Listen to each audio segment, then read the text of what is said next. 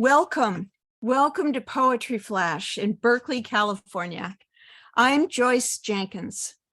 Today we are pleased to present David Alpaugh and Connie Post, two poets who are both very interesting and very different from each other. Connie Post's new book, Between Twilight, is available at bookshop.org/shop/poetryflash. David Alpaugh's new book, Seeing the There, is available at wordgalaxy.com. The links are in the chat box. And if you'd like a signed copy of Connie Post's book, please email her directly, Connie at poetrypost.com, and she will send you a signed copy. To the best of our tech ability, you were muted on entry. Please stay muted. This event is being recorded and will be posted on the Poetry Flash YouTube channel and Facebook page. So you can share it from there if someone wanted to see the reading and couldn't. At the end, when the program ends, please unmute yourself and we'll keep the Zoom on for a few minutes. So those who are with us live can ask a question or say hello. Visit poetryflash.org to check our interviews, reviews, poems, and more, and to see news about upcoming literary events in California. To receive emails about upcoming Poetry Flash readings, both online and in person, join our mailing list at poetryflash.org. So let's begin. David Alpaugh's brand new book, the new box of finished books just arrived at his house, is Seeing the There, a work of visual poetry packed with colorful images and a new poem on each page, full of humor, puns, philosophical insights, memories, literary references, and the poet's own wit. Susan Terrace says, Alpaugh fuses comic and serious poetry with more than 100 color photos, paintings, and graphic images that include a beached whale, a three-legged cat, a martini with olives, a grief-stricken jack-o'-lantern, John Donne's flea, Duchamp's famous bidet, and a ham sandwich. These poems aren't about the images. They fuse the art and the text, taking us to a new place. Alpaugh's previous collection, Spooky Action at a Distance, was published by Word Galaxy in 2020. His first collection, Counterpoint, won the 1994 Nicholas Roerich Poetry Prize from Storyline Press and was reprinted by Red Hand Press in 2021.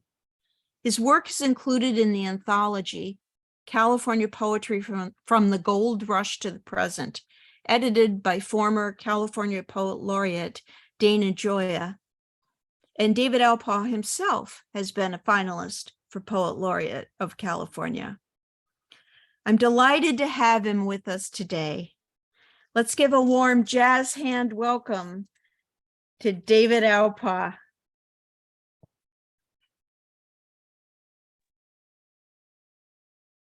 Okay, thank you, Jill, for that wonderful introduction.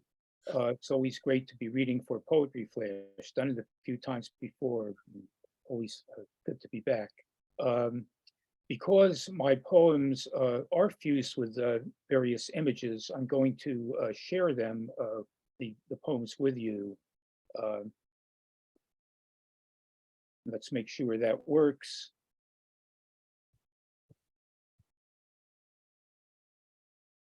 Do we have ignition there? Everything up? Somebody wave. Yeah? Yes. Hey, great. Well, I have a digital image here of the cover of my book, Seeing the There.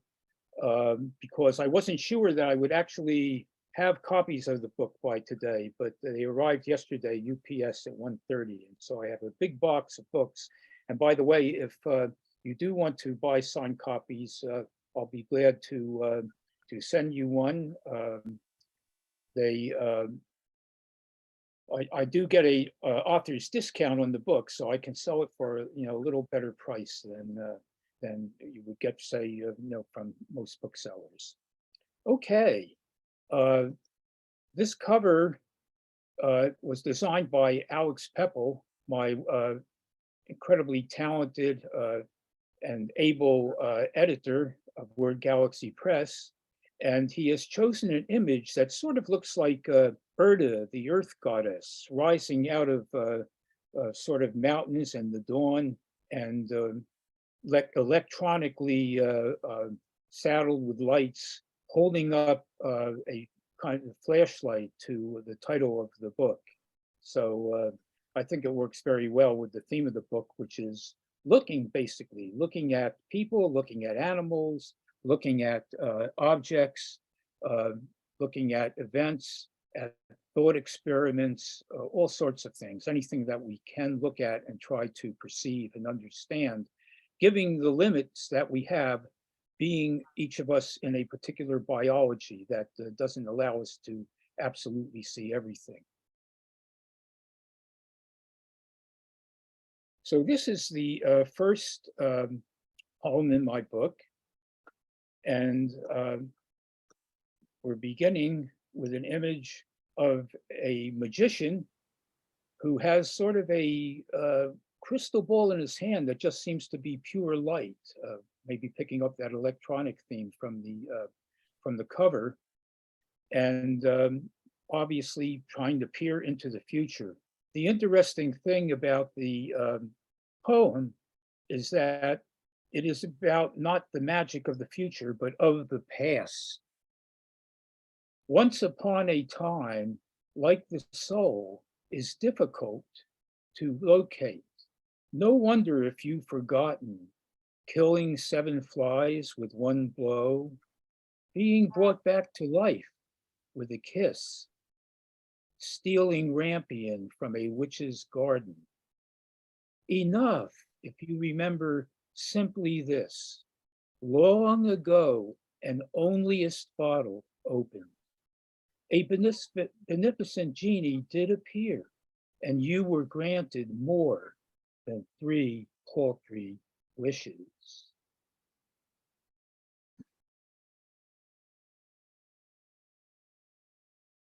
With the magician, we are looking at someone who is looking at something.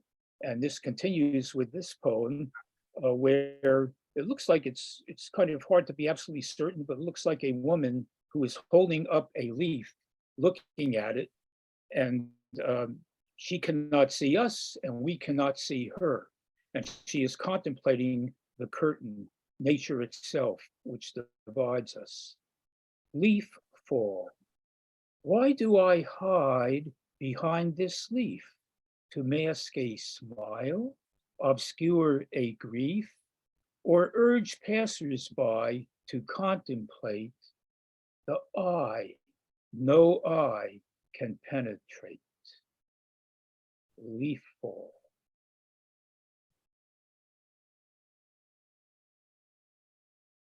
Einstein's mind began whirling like a dervish. He cried, "Eureka! Everything's curvish." This next poem picks up on the curved universe theme, bringing it down into poetry itself with a revolutionary sonnet. 14 lines, and each line actually restates a line in Aristotle's Poetics, where he maintains that all poems must have a beginning, a middle, and an end. So this line runs around in a circle, looking for a beginning, a middle, and an end, and the second line, the third line, and so on. Circularity. So even as Aristotle's aesthetic is being asserted, the circularity of the sonnet puts it in question and suggests a possible other aesthetic.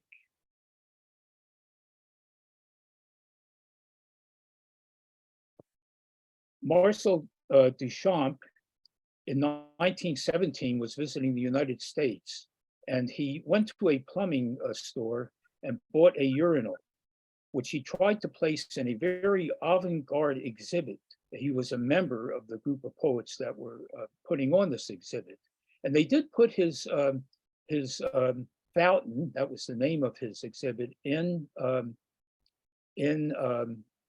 their catalog, but they refused to actually exhibit it, actually put it in place for people to see.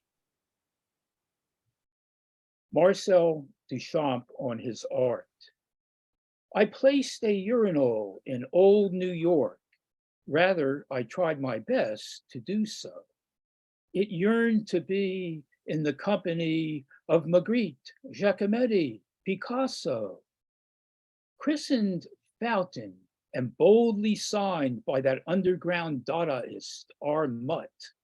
Receptive porcelain to help Monsieur, heed a call all men must honor, but guardians of true art, irked by work that gave not of oil or sculpted marble, urged beauty lovers to avert virtuous eyes from a sight so truly horrible.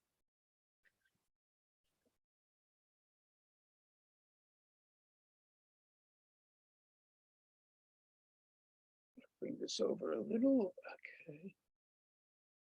That is a thought experiment that actually has some, an object, a literal object connected with it. Here's a pure thought experiment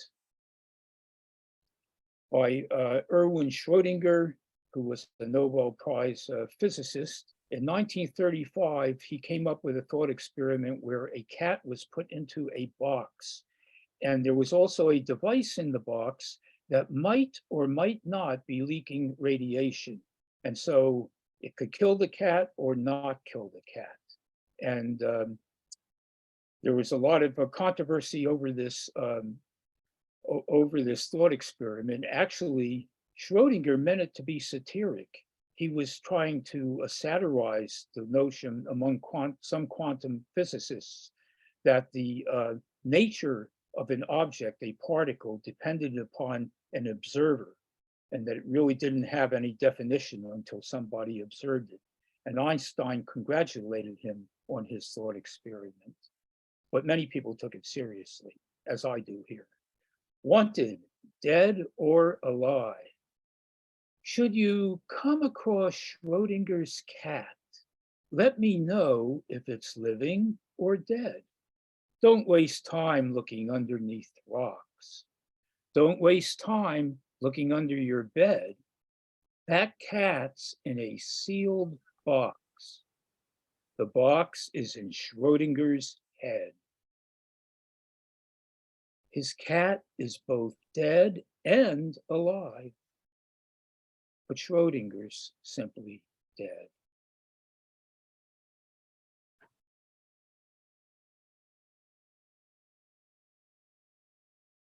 The next few poems, we all look at poetry differently, and the next few poems have some very unusual takes on some classic 20th century poems. The Third Coming, W.B. Yeats. Falconer, let your falcon go. We're sick of watching it wobble about in the gyre. Put things back together, cobble, paste, sew. Don't be a slouch. Lead us out of this widening mire.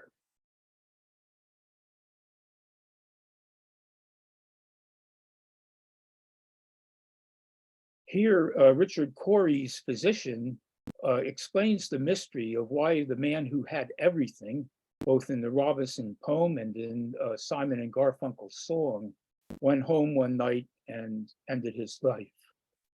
Richard Cory, his untold story. I'm the doc who diagnosed his cancer, told Dick he had 6 months to live.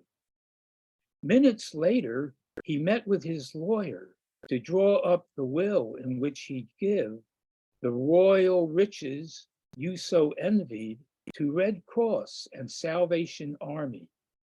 Richard Corey, dead man walking, fooled people on the pavement, not me. When the pain finally got so bad, he couldn't walk downtown, couldn't even climb out of bed. As doctor, friend, I slipped Dick the gun he used to put that bullet through his head.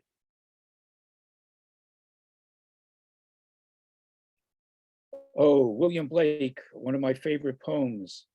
A little fly, thy summer's play, my thoughtless hand has brushed away. Here's somebody who disagrees.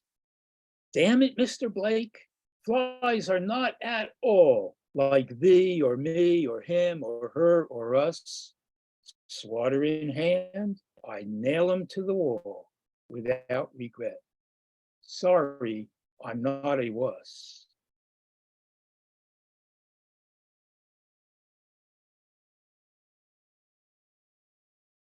I think most of you probably know one of Philip Larkin's most famous poems that begins, they fuck you up, your mom and dad. They may not mean to, but they do. Really, Mr. Larkin, they fucked you up? Ungrateful kid. How thoughtless to have so forgotten the things your mom and daddy did to spoil young Philip Larkin rotten. Those old style fools you mocked in hats and coats, your doting Gramps and Granny, who when you sassed or drove them bats, patted you gently on the fanny. False memory, that inland vogue, looks oh so shallow on your shelf. It's time to stand up like the rogue you are. Blame no one but yourself. And last in this series, I thought it would be fun to take my favorite detective, Lieutenant Columbo, back to the 16th century to investigate a case that's covered in Robert Browning's poem, My Last Duchess. That's the Duke of Ferrara up on the left corner, and that's his first wife, Lucrezia de Medici, whom he married at 15 and murdered, according to Browning, 2 years later. Columbo interrupts the Duke of Ferrara's latest nuptials, the Duke. That's my last Duchess, looking as if she were alive. Fra Pandolf says someone's buried behind that muraled wall. Claus of Innsbruck reports what he calls a sickening smell. Hate to barge in on your wedding festivities with this funereal call. Sarge, dynamite his last Duchess. And sir, please don't yell.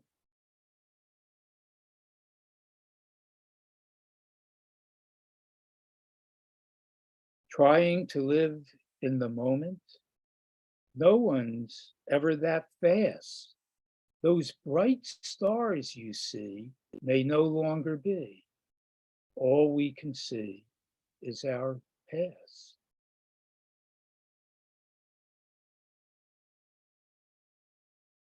Pivotal question, why must they turn and look back, ruin everything at the last moment?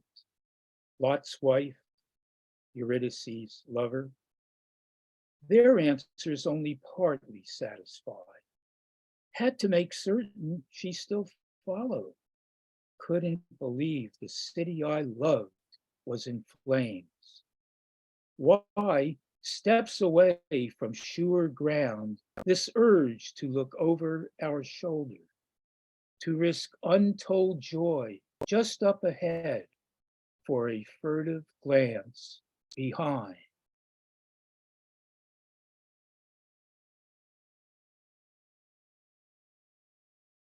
This poem was used as the frontispiece for a recent issue of the literary magazine from Maryland, Gargoyle.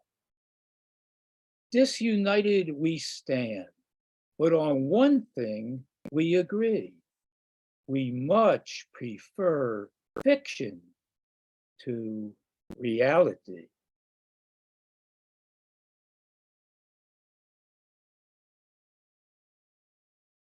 As you stand on a high place, suddenly that urge, your knees weaken, you feel the impulse grow. Will you take a small step back into all the things you are? It is not the business of this poem to know.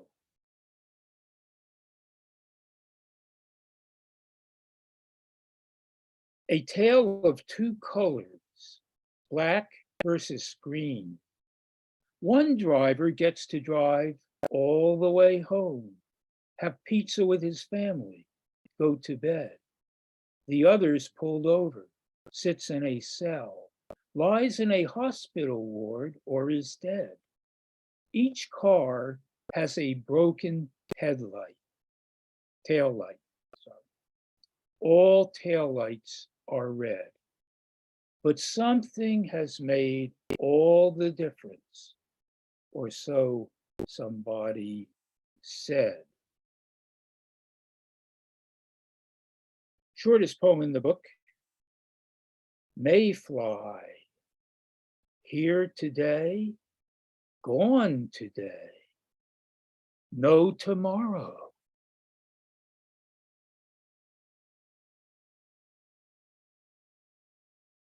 Selfie, Narcissus was the entrepreneur who tried to take one first, but snapshots being in their infancy, his watery camera did him in.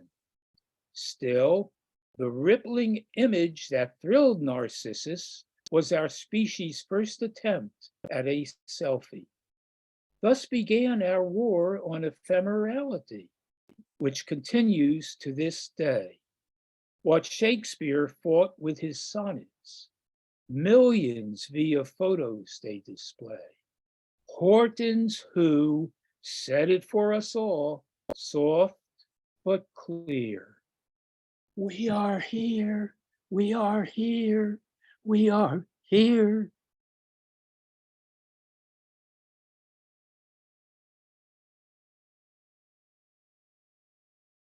Olives ruin dry martinis.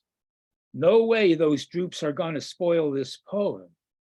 Pitted impertinence will wreak the least violence.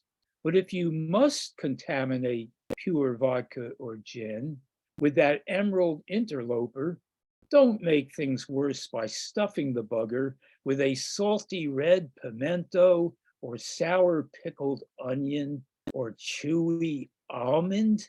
The horror. Okay to add a chaste lemon twist, and I insist, a whiff of vermouth. No beauty, no truth. Recently becoming an octogenarian, I'm fighting the impulse to become an old fogey. You heard me, 5 cents. Old fogies never tire of telling us how thankful they are to be born when they were on the planet that was, where a Hershey bar cost all of 5 cents and everyone had common sense and songs were oh so beautiful and politicians honest and dutiful. Wailing in the ruins of time gone by, fogies failed to make their grandkids sigh, too busy building their old fogey place, a virtual pleasure dome in cyberspace.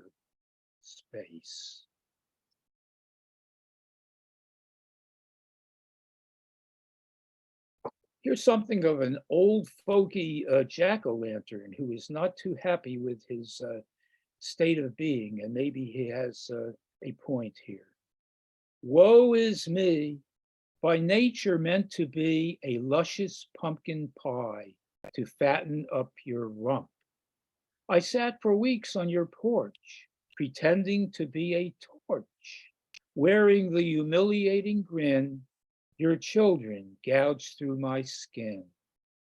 Who of sound mind would ever think it fair to force a gourd to burn, rot, stink, and be devoured by flies at a city dump?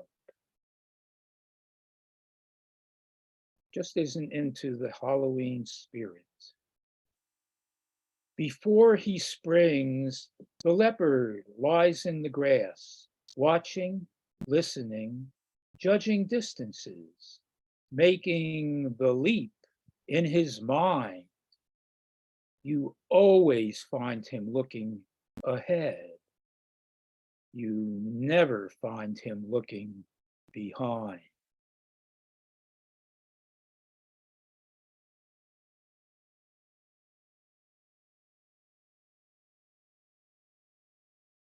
I guess so. We have two alien beings up in the photograph, biologically alien, trying to recognize each other. Life. Say there's oodles of it scattered through EE's million, billion, trillion stars. Myriads grasping the theory of everything that so eluded Einstein and Hawkins. Wouldn't such a population explosion cheapen life on Earth? And if we are alone, if Jung's right that we are here to give the world objective existence, as our sun darkens, last eye closes, last word uttered, last kiss kissed, with no one left to perceive the being of any one or thing, will no thing finally exist? True story. The reality of fiction is all in your mind. It depends on how you read that all. I saw two snowflakes exactly alike, but they melted before I could post them on Instagram. Two more poems. Close Encounter. I saw him through the bookstore window near the aisle where he read a week ago. The last thing I needed was a casual hello from the poet who had so disturbed my soul. I tried to hurry by, but looking up, he caught my eye. Alas, no way out. I had to go into that Barnes and Noble to rock and roll with the poet who had so disturbed my soul. He showed me the book he came to buy, Sonnets from the Raptor's Beak for 1995. The New Yorker hailed its poet as the edgiest alive. Like Macbeth, she howls across time's shoal. We went on to share our views on POBIS and our art, workshop fees to ecstasies, denounce, extol, till we both ran out of I ams. So I said goodbye to the poet who had so disturbed my soul. And I want to close with a goodbye poem about those situations when we end readings or we end parties or get-togethers with friends and colleagues. Loneliness rising. The prepartum blues subdue us as we loll around the table, cups drained, plates empty, conversation stalled. There's plenty of coffee in the pot. How about another piece of strudel? Too bad Bonnie couldn't be here. The hush we end up in is holy. No one wants to profane it. Each is reluctant to utter words that will nudge us into the night, until, with a squeak that startles, a chair is pushed back from the table. Loneliness rising, time to head home to ourselves once again. Thank you. Going to end the share. Thank you, David. Thank you so much. That's so interesting, amazing. And I'm so glad you got the new copies of your book.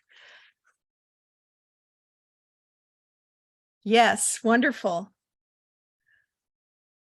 So our next poet, I'm really looking forward to, as also Connie Post.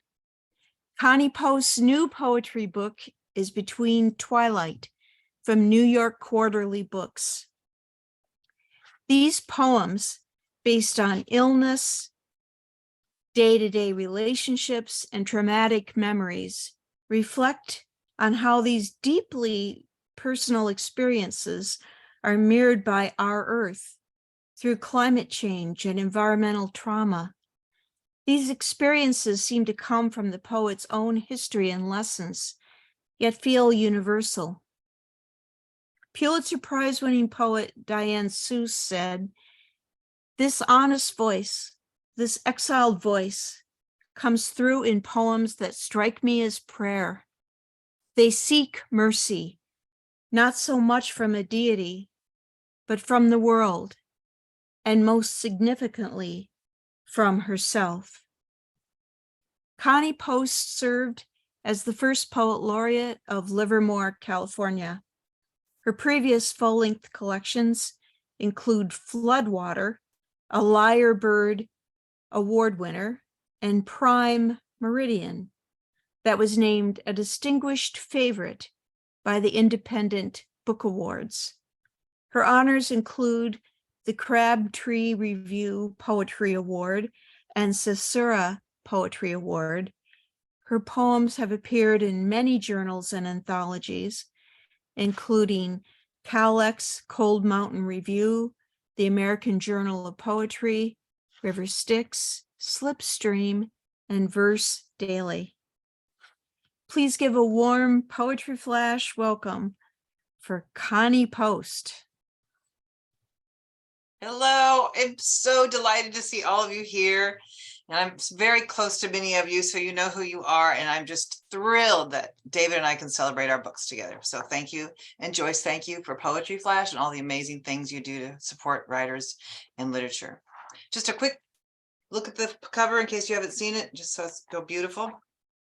I'm going to start with the title poem, which kind of sets the tone for the theme, where not all, but some parts of the manuscript are as an exploration of what's in between. So Between Twilight. Let's start with deconstruction, the decomposed bones and walls collapsing after a strong wind. Then go back to how it was before wholeness, before meteors fell like rain, before shadows understood their thirst for light, before our bodies became capsules for sorrow, before you and I had a name and the nebulae and galaxies accepted me just as I was, broken celestial. Waiting for a small portal in the world, waiting for a place to enter a womb that needed an opening, a place for the dust of stars to reconfigure themselves as me. Next one's a short one. Ritual. I put my day cream on at night and I put my night cream on in the day. I know it must be this way. I must find a way to travel the two worlds between the thin corridor of dusk to dawn. I know it must be this way, so my skin can recognize itself in either sphere of the half-light. Some of the poems in the manuscript examine our illness and our response to it. This one's called Autoimmune. One part of the body turns against the other, reacts as if an enemy has invaded. The war against friendly fire goes on for years, possibly decades. One doctor after another gives pills in doses unrecognizable to your broken mouth. Late at night, you read one medical article after another, trying to understand why the armed forces attacked a sovereign place in the body. You toss and turn, the siege goes on, you sleep, you love, you banish yourself from your own bed. You watch yourself line up words inside your mouth, a small army approaching from afar. These next two are one is about my husband, who he had a really serious neck surgery in 2009. Fusion. They will take out the bad disc, clamp the space between. The bones will be the one your spinal cord can. Let me start over, please. They will take out the bad disc and clamp the space between. The bones will be one, your spinal cord finally protected. There will be no way to measure the fallout, the inventory items they will take from the body. They will make last-minute decisions when they get in there. There is no talk of how you bent your neck to kiss me on our first date, how it was all fluid then. Each moment held apart by measured spaces. 3 days after you are home from the hospital, I think of those two vertebrae, once separate, now fused, slowly getting to know one another, the surfaces absolving one another as if there was anything to forgive. Then the next one delves into I go into some body poems and some poems about family. I read a statistic that any given time in our nation, 27% of the nation is somehow estranged from somebody in their family. So it's not uncommon. Estrangement. It's not like it happens suddenly. You step off a curb, agree to take a little time away. Maybe take a trip to another city. You look out the window of the bus as the streets pass by. A few weeks go by, a small building collapses. Then it's months and a road buckles, and the signs reroute you to a small town. A metal bridge sways in the distance. You are not sure you can cross it again. You live in your house made of clay and sin.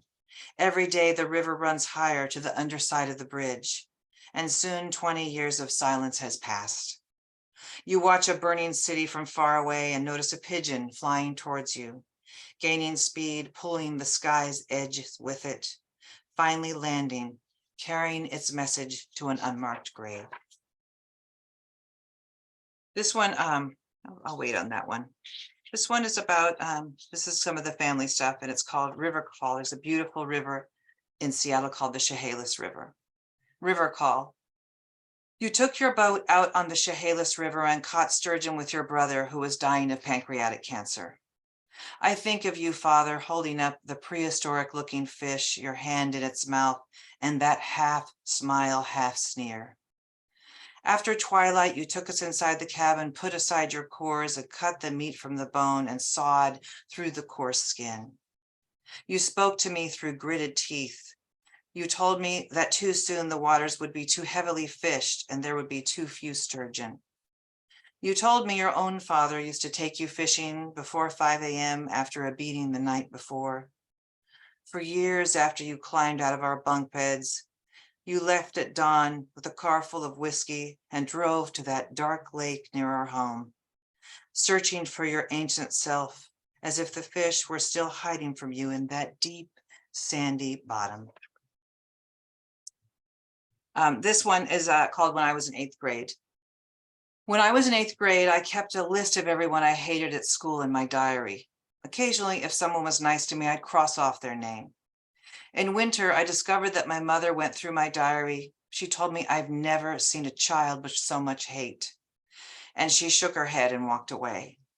At home, I often beat up my older sisters. I hid in my bunk bed. I cut the eyes out of my dolls. She has such a bad temper, they would say in other rooms. I didn't understand it either. My father loved me so much he couldn't leave me alone. So much that I was sequestered in the slanted rooms where all the doors disappeared. Sometimes when I kicked holes in the walls, my father would patch them up for me.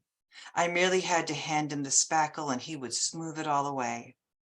I can no longer find those old diaries. I have no lists, just a box in the garage with some loose blank pages and a doll I never named. This one is a kind of about the aftermath of often what happens to people after trauma. This one's called Rough Sex.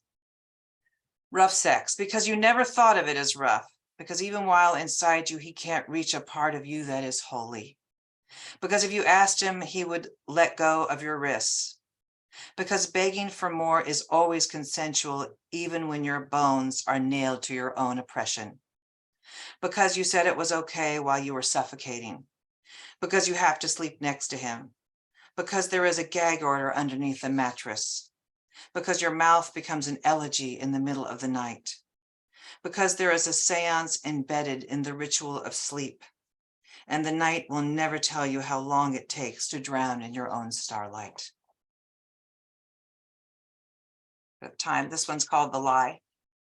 When I was in second grade, I told a girl on the playground that I lived in the hills surrounding my town. I told her I lived with the wild animals and slept under a tree each night. For decades, I never understood why I told that lie. For decades, I forgot her name. Now, when I think about my father and his shadowy exits and entrances into my room, I think I was trying to tell her about claws and teeth and the sound of growling that comes from behind a tree. I was trying to tell her that I understood the sound of brush rustling in the distance and how a small girl figures out how to hide in abandoned caves, learns how to stay still so not a creature can hear you breathe. These days, I scatter blessings and dry leaves among the mourning wolves. And mourning is mourning. All right, a couple of ones about the body. Citadel. This is not your body. It does not belong to you. It is not the one who left the sallow rooms of home circa 1980, never to return. This is not the body who entered the hallway of a college dormitory and knew not a soul, who carried English books like a soldier carries ammunition. This is not the body that left the same college town pregnant with a son, with a man you knew would someday leave. This is not the body who gave birth and bid farewell to a womb who carried 2 babies. This is not the body who falls into anesthesia and counts stitches like shame. This is not the body you return to each murky dusk. This is the body you are told to smite. This is the body you hide inside. This is the body you cradled. This is the body that knows the sound of a belt removed before a beating. This is the body that knows how to leave like a song rising from nothing, like music leaving a cathedral. The next one is also about body aches, and I think just the title, probably most of us who are aging can relate to the fact that even sometimes when you sleep, you're still in agony, or you wake up in agony, or you have a sleep injury. But there's an epigraph that goes with it from Stephen Hawking, and it says, "The truth is wormholes are all around us, only they're too small to see. They occur in nooks and crannies in space and time. Body aches. When I sleep for more than 9 hours, my body aches all over. My bones are preaching to me about endings. I see the cockroaches that wait for me at the end of time, the sun that burns through the earth's crust, the insomnia that suffocates the living. The wormholes have made their way through the coarse skin of twilight. The small rivulets of day run down my neck. I try a heating pad, but the apnea of the galaxy makes itself known. I try ice, but my muscles convulse in the rhythm of northern lights. I tell myself to stay in the present, but the threads of the cosmos pull at me all morning. I pretend I am not the sky breaking open. My mouth leaks with the language of broken gods. My teeth incinerating themselves like stars, my tongue turning black." The next 2 poems I'm going to read are about a woman who just saved me in every way. There's a quote at the end of Titanic when the old lady says, "Jack saved me in every way a person can be saved." But I will say that for Rita, who was my boyfriend's mother. And then when I got married, my mother-in-law, but we were close until the day she died. So there's a couple of them dedicated to her. This one's called Dwelling. She passed in 2017. Dwelling. The money for the house sale landed in your bank account today. I saw the dollar figure and thought only of a small yellow house down a long gravel road in Yuba County. I saved all your paintings and the portraits you did not finish. I saved all the letters your parents wrote to you in the 1950s. I don't visit your graveside often enough. I trip over divots when the grass is wet and land face forward in places I'm not welcome. I've saved the last $7 from your wallet. It's the only part of your estate that has not been inventoried. I called the water company to cancel your account and they told me the new family is already there. I see them washing their hands in your stainless steel sink. I see them opening the front door when the sun comes up. I see them stacking firewood for the long winter ahead. And this next one is called Bent Sky. I wrote this maybe a year or two after, maybe a year after she died. Bent Sky. I watched the eclipse from your gravesite, but I watched it from the wrong angle. Remember the one we saw in 1991? I asked. I told you I missed you. I told you the baby turned 3 and the house hasn't sold yet. But the grass wasn't listening and I couldn't think of anything else to say. So I pulled out my special glasses. Isn't it beautiful? I said, and you nodded yes from behind the sun. I only looked once. It's what you would have wanted. The rest of the day I spent my time meandering around the yard, pondering the distortions of a bent sky, thinking about the moon turning black. This one, so far, the people who have read the book, has been named as one of the favorites, so I'll read this one. It is a true story that my daughter told me she was having a baby, which was very unexpected 2 days before my hysterectomy. It's never boring in my life, is it? To my 26-year-old daughter. You are sitting in front of me 2 days before my hysterectomy, telling me you are having a baby in July, asking questions only the moon can answer. The wooden grain in the kitchen table runs in the same direction as the conversation. We sort through 1,000 ifs as the kitchen light flickers. I move a half-empty glass away from surgery instructions that tell me no food past 9, only a sip of water, no jewelry, no aspirin.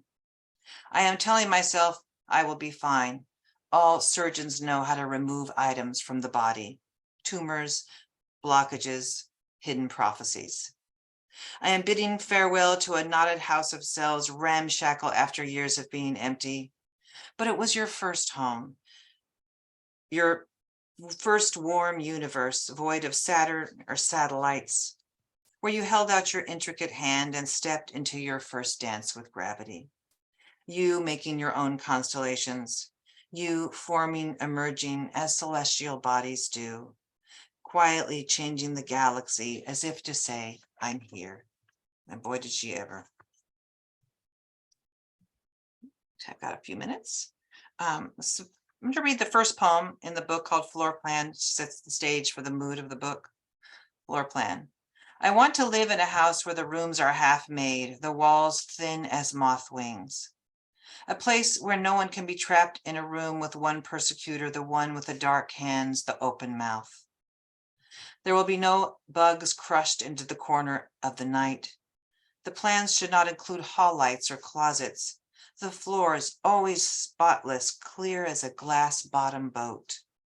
The entryway should be built on salient sand. I will find a vase that holds my conscious self, place it carefully on the translucent table with no legs. I step into my room, find the architect with his broken fingers and hands. He tells me I am ready now. So these, David did that wonderful poem called Life, and there was like somewhat of an existential examination in it. And I'm all about the existential angst. To be honest, sometimes my husband says, no, I've really never thought those thoughts. I'm like, how could you not have thought this thought? So in honor of existential thinking, arc of evening. 1,000 moons fracture the sky. The Paleolithic timeline cracks like a concrete bridge after a catastrophic earthquake. The timeline reverses itself back to Cro-Magnon man, back to rock and stone and loneliness. Back before Neanderthal man, before flint made fire, before Orion had a name. There were trees who hid smaller creatures. There were swamps and fields who find me when I'm alone, swimming in the aged creases of dark. I toss and turn, take a pill to make me drift back. I use my opposable thumb to close the prescription bottle. I enter the twisted sheets as the medications take hold. I am immersed in the secret rituals of sleep. From a tribe long ago, how a small child will cry out when she is falling, and the sound will travel across the worlds, across the rivers of mystery and shamanism, calling to me like a century that never saw itself burning. Alan Watts, I've listened for a while. I was listening to him, and he had a lot of really interesting things to say, because I'm always trying to figure stuff out, which is kind of like all the stuff we can't figure out, but still I spend time on it. But there was a quote that I loved of his in one of his talks. If there were no eyes in the world, the sun would not be light. Alan Watts. The map of the world would not exist. Our stories would be told by the sounds of stones, by the tongues of shaman. We would have to listen for the footsteps of crows and lean forward to hear them building their nests of oblivion. We would come to understand rough water by listening to the language of a river folding in on itself. We would be unable to build weapons for war. We wouldn't know what an enemy looks like. We wouldn't know how to tell time or even understand how a shadow moves across a room. When all the earth's borders were lost, we wouldn't know we were gone. The blackness would hold our hand and we would have to follow. I think I have time for two more. Entwined. Your history is tied around your waist like a rope.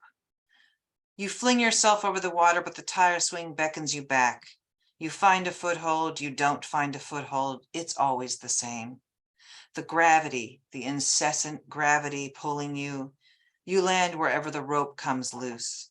You curse the murky water for hiding the tadpoles with broken tails, the moss that smothers your thoughts. Nobody on the far edge of the lake sees you. You go under. You become the body of water you once hated. You are alone. You are not alone. You are the hue of an unseen self. The water surrounds you like the selective mutism you had in second grade. The photosynthesis keeps you holy while you wait. My last poem would be more kind of in the anthropological kind of bigger, the camera's outside the world view. But I spent a lot of times bored in science class or various doctor's offices looking at skeletons and wondering, what's their story? Love and anthropology. Learn to love the skeletons, the ones standing in museums far from home. The ones from science class who stared at you from across the room while you dissected a frog soaked in formaldehyde. Love the intricate bones, the ones who prevail and reside in closets.